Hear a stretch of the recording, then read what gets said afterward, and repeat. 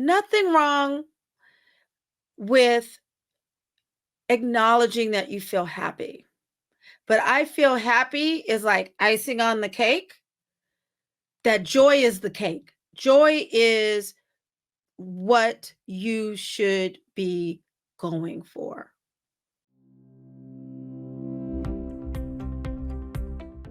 Hi, I'm Dr. Phyllis, and welcome back to the Joy in the Pivot. If I were to ask you, do you have joy? What would be your answer? Are you happy? Is there a difference between being happy or having joy? Have you thought about it? Would you say they're the same? Would you say they're different? In today's show, I want to discuss with you why I think actually they are different. Joy and happiness are different. Now, I'm going to push things a little bit, and I'm going to say that I feel that happiness is an emotion. And I am going to say that joy is something deeper. It's deeper. I remember over the years that I would have series of wins.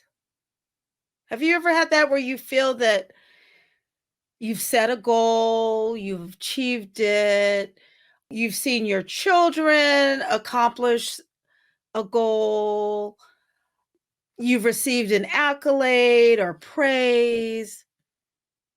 Maybe it's money related, maybe your goal was losing weight and you lost that 5 pounds, or you lost more weight than that. And I'm going to say you were happy, right? You were happy.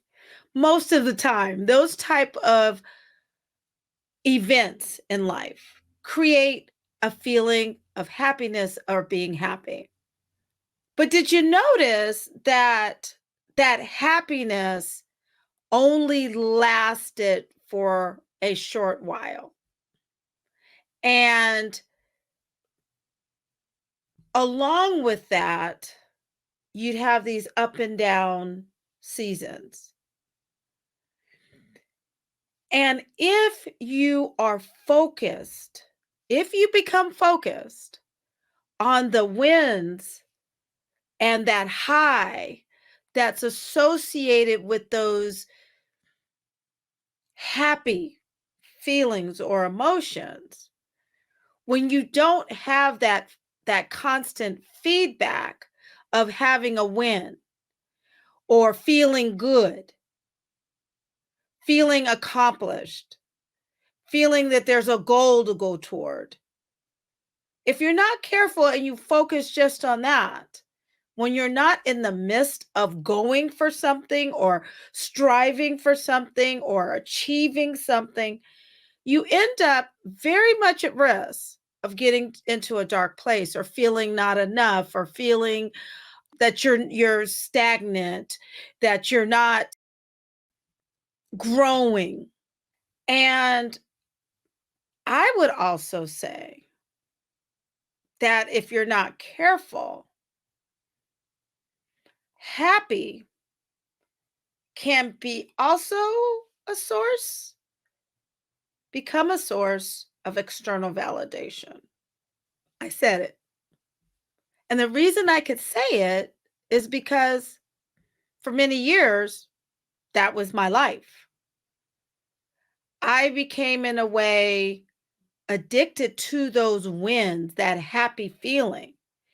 And when there was a point in time in which my children may have been going through challenges, finances may have been a challenge, health challenges, losing key people in my life, work challenges, relational challenges, when those start building up and there's less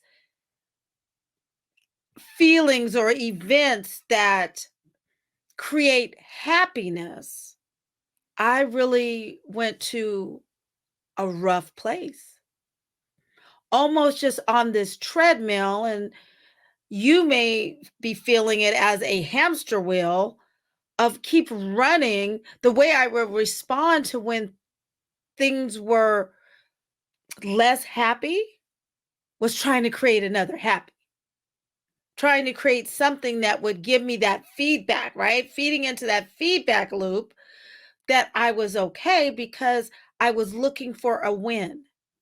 I was looking for happy. And when you're looking for happy,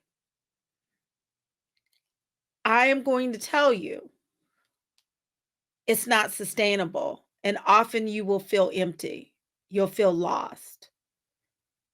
And you can go to a dark place and you will start blurring the lines that, oh, well, if I'm not feeling happy, I'm not getting wins as a parent or as a spouse or as a partner, or in my boss is not giving me the accolades, or my coworkers aren't giving me the accolades, or I'm not getting the accolades in the community, then it starts, as I said, blurring where, oh, I must not be a good mother. So that means I must not be a good coworker or employee or administrator or manager or whatever your profession is.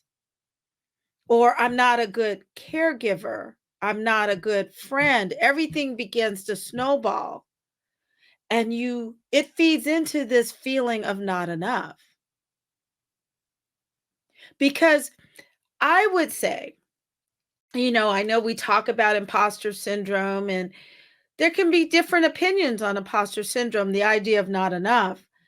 I would contend that when you have enough good feelings, or what I'll talk about in a minute, when there is another side of the coin. So let's say on one side where you're getting these less than desirable feelings because of experiences, yet if you have something else that balances that out, then you're less worried about what you're experiencing over here because you do realize that you're enough. And what this is where joy comes in. This is where joy comes in. Joy, I contend, is not just merely an emotion. It's not merely an emotion. It's not something that goes and comes, goes and comes. And it's truly what we should be striving for. Is joy is the feeling of self-acceptance, where we can put ourselves in check, where we can love ourselves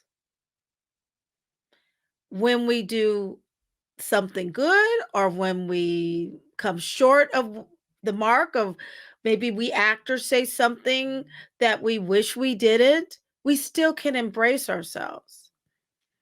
We can appreciate ourselves. We embrace who we are in our totality. And when we do that, when we are living in joy, that's sustainable. Happy, I don't think, is always sustainable because it's so dependent, I feel, on what happens, what we see is happening to us. Let's think about this. I'm going to take this a step further.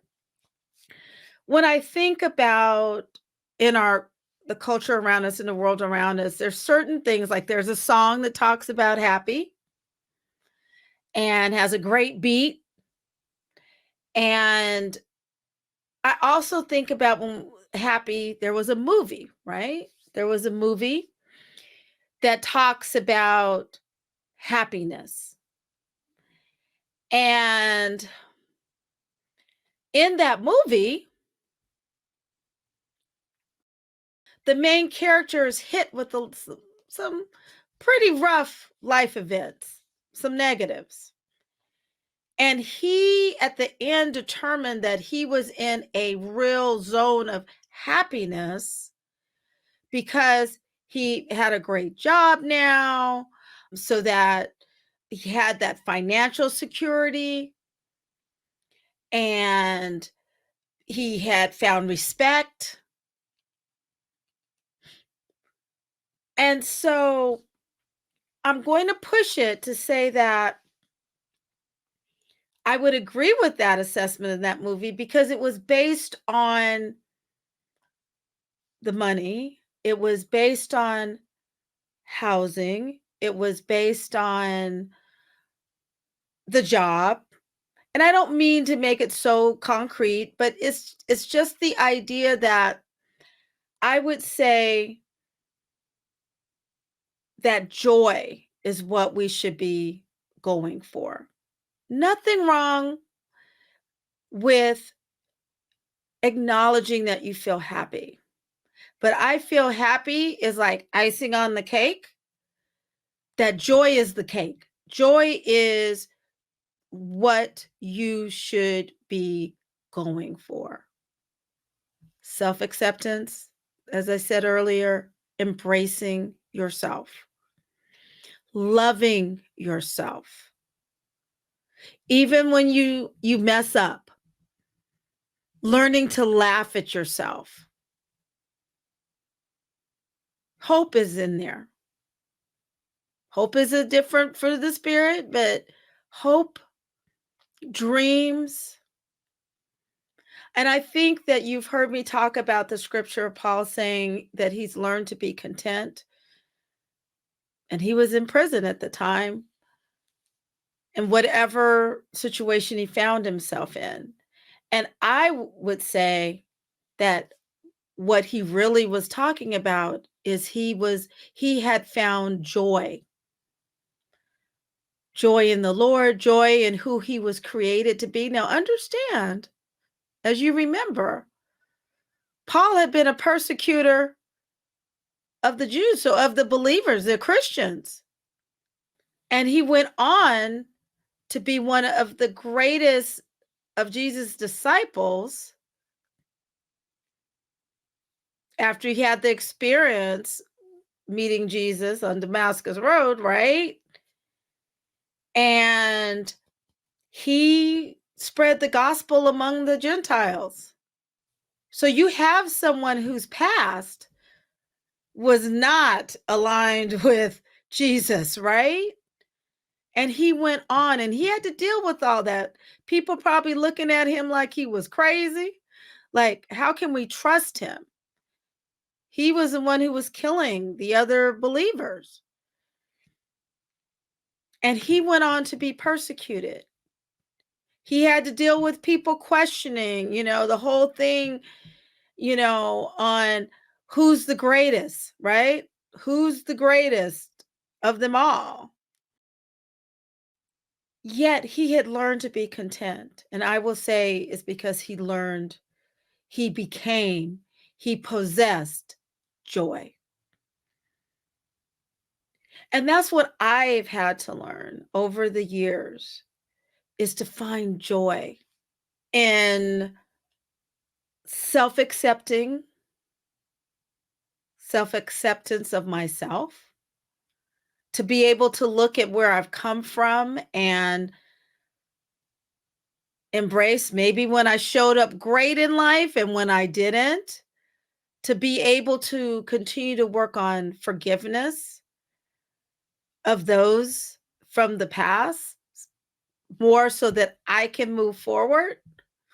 A joy in not having all the answers and being able to stay in my lane. I work on that every day.